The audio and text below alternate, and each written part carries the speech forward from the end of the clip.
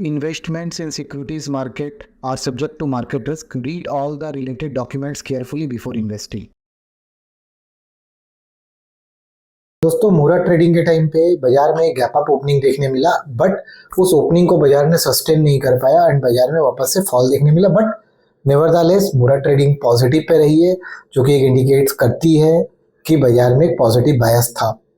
तो आइए, आने वाला नेक्स्ट वीक कैसा रहेगा बाजार के लिए, कहाँ है इंपॉर्टेंट सपोर्ट, कहाँ है इंपॉर्टेंट रेजिस्टेंस, ऑप्शन ट्रेडर्स के लिए कौन से जो लेवल्स हैं वो इम्पॉर्टेंट है, इन्वेस्टर्स के लिए बाजार के कौन से इंपॉर्टेंट लेवल्स हैं, ट्रेडर्स को क्या करना चाहिए, सारी चीज़ों पे डिस्कस करेंगे। We will dive deep into the technical analysis of Nifty and bank Nifty and खोज के निकालेंगे टेक्निकल चार्ट्स के माध्यम से कि कैसे एनालिसिस को आप यूज कर सकते हैं अपने स्ट्रैटेजी पे। तो मैं Vikas Bagaria, SEBI registered research analyst, technical charts के माध्यम से आपको बताने जा रहा हूँ निफ्टी एंड बैंक निफ्टी के पूरे अपकमिंग वीक का एनालिसिस, पूरा का पूरा हर एक लेवल को हम लोग ब्रेक डाउन करेंगे, समझेंगे। अगर आप चैनल पे नए तो चैनल को लाइक सब्सक्राइब कर लीजिए, बेल आइकन को प्रेस कर दीजिए ताकि कोई भी इंपॉर्टेंट अपडेट आपसे मिस ना हो।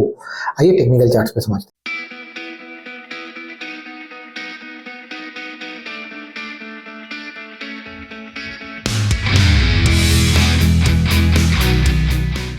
देखिए, ये निफ्टी का डेली चार्ट है अपने पास में।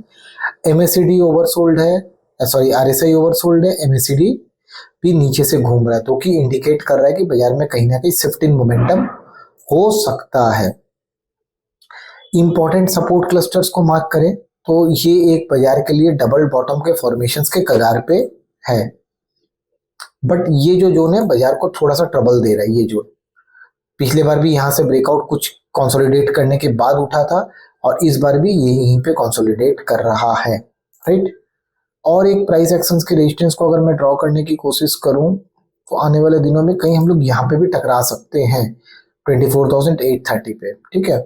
तो ओवरसोल्ड टेरिटरी पे है बाजार।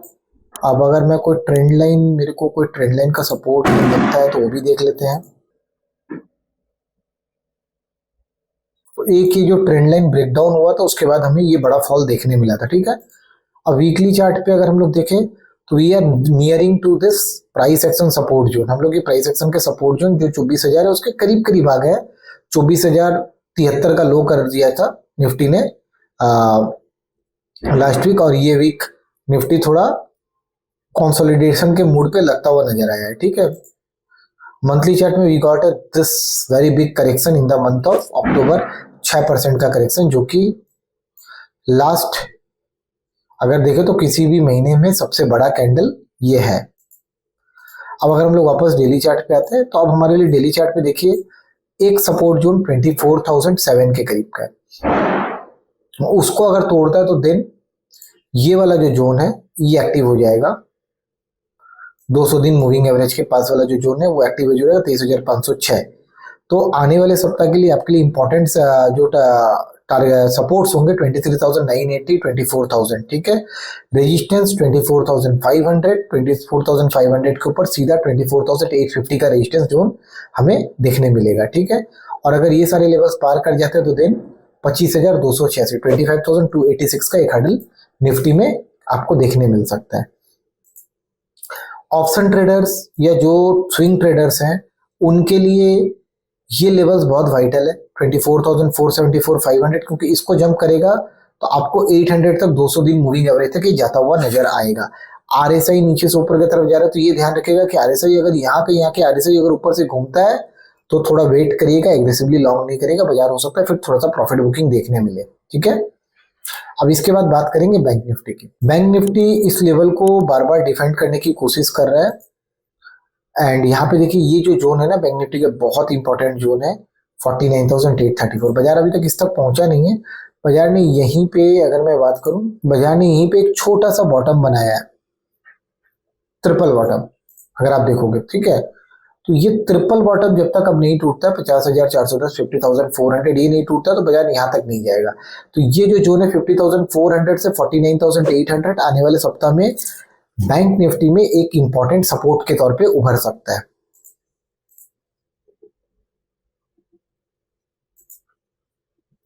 रेजिस्टेंस 52,550 एक रेजिस्टेंस के तौर पे उभर रहा है जो बाजार को बार बार रेजिस्टेंस दे रहा है।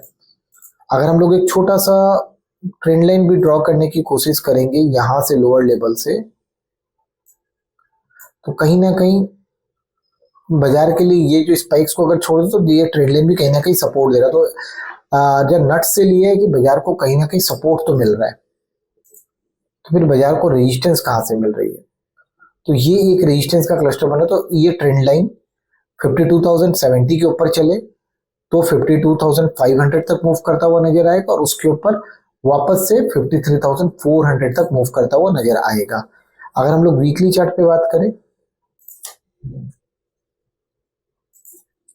वीकली चार्ट पे ऐसा फील हो रहा है कि बाजार ने अपने इंपॉर्टेंट सपोर्ट जोन को रिटेस्ट कर लिया, बट इस जोन के अंदर बाजार अटका हुआ है।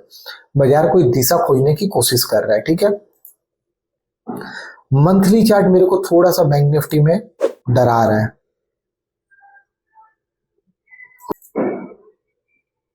मंथली चार्ट कहीं ना कहीं थोड़ा सा मेरे को कहीं ना कहीं सिग्नल्स दे रहा है कि बाजार एक ट्रेंड के सपोर्ट में चल रहा है, अपर चैनल के पास है। अपर चैनल का ध्यान रखिएगा कि मंथली चार्ट है, मंथली चार्ट में होने के लिए कुछ भी हो सकता है, ठीक है, क्योंकि समय लगता है।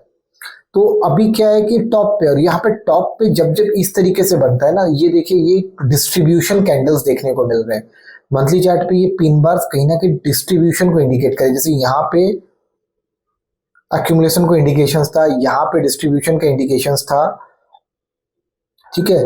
तो कहीं ना कहीं ये डिस्ट्रीब्यूशन इंडिकेट करे, यहाँ पे भी था बट इसको तोड़ के बाजार ऊपर गया, बट वापस से एक सेकंड फेज ऑफ डिस्ट्रीब्यूशन, वो भी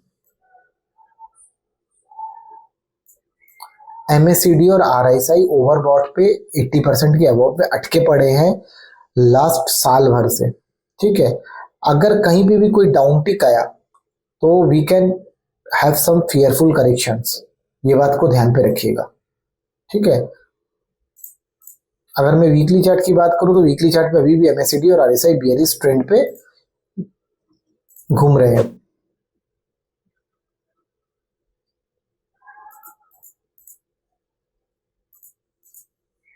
ठीक है, अभी हम लोग ये ट्रेंड लाइन हमारे लिए बहुत इंपॉर्टेंट है, मार्क माई वर्ड्स। 50,000 का जो जोन है ना बैंक निफ्टी के लिए, लॉन्ग टर्म इन्वेस्टर्स के लिए बहुत इंपॉर्टेंट है। बाउंस बैक में अगर ये सपोर्ट मान जाता है तो बाजार वापस से ऊपर की तरफ बढ़ सकता है, ठीक है।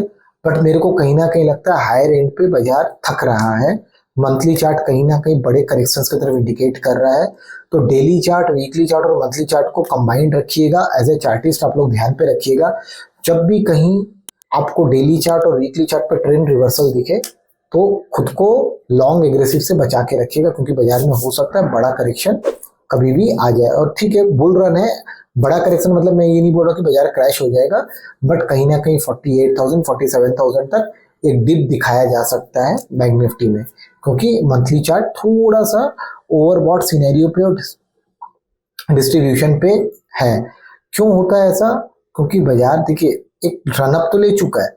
अगर 2 साल से देखें तो 2 साल से बाजार 30,000 से लेके 55,000 का करीब का बढ़ चुका है। तो कहीं ना कहीं अगर प्रॉफिट बुकिंग लाजमी होता है, तो ये प्रॉफिट बुकिंग से आप खुद को सेफगार्ड रखिए। डेली चार्ट पे ध्यान रखिए कि 200 दिन का मूविंग एवरेज अगर टूटता है तो लॉन्ग पे नहीं रहना है, ठीक है। क्योंकि 200 दिन का मूविंग एवरेज देखिए बाजार ने अभी ये जब कॉन्क्वायर किया था 21 जुलाई 2022 को 35,000 पे, तब से डिसाइसिवली टूटा नहीं है। एक बार यहाँ पे डिप दिया, यहाँ पे डिप दिया है, बट वापस ऊपर गया। इस बार अगर इसके नीचे क्लोजिंग देता है तो 2 टाइम्स ऑलरेडी हो चुका है, तो इस बार कोशिश करेगा अगर इसके नीचे डिप दे तो 50,400 आपका ट्रेलिंग एसएल रहेगा शॉर्ट्स के लिए, एंड वेट करिएगा, खुदिएगा मत, ठीक है। तो अगर आपको एनालिसिस पसंद आया तो वीडियो को लाइक सब्सक्राइब करिए, और बाकी अपना प्यार अपने भाई के साथ ऐसे बनाए रखिए। मैं कोशिश करते रहूँगा आके आपको चार्ट सिखाऊं और आपको इंपॉर्टेंट डिसीजन लेने पे मदद करूं। ये जो रिकमेंडेशंस नहीं दिया है मैंने अपने टेक्निकल एनालिसिस के माध्यम से आपको सिखाने के लिए किया, ताकि एज ए चार्टिस्ट आप भी सीखो, किसी पे डिपेंडेंट ना रहो और अपने को प्रोफेशनल ट्रेडर बनने पे एक स्टेप आगे लेके जाओ। तो this is my personal study. मैं जो प्राइस एक्शन देखता हूँ वो है, ये कोई भी बाइंग सेलिंग रिकमेंडेशन नहीं है। कुछ भी बाइंग सेलिंग करने से पहले अपने वित्तीय सलाहकार से जरूर सलाह मशवरा करें, because investment in securities market are subject to market risk. Read all the related documents carefully before investing. Thank you very much दोस्तों, धन्यवाद।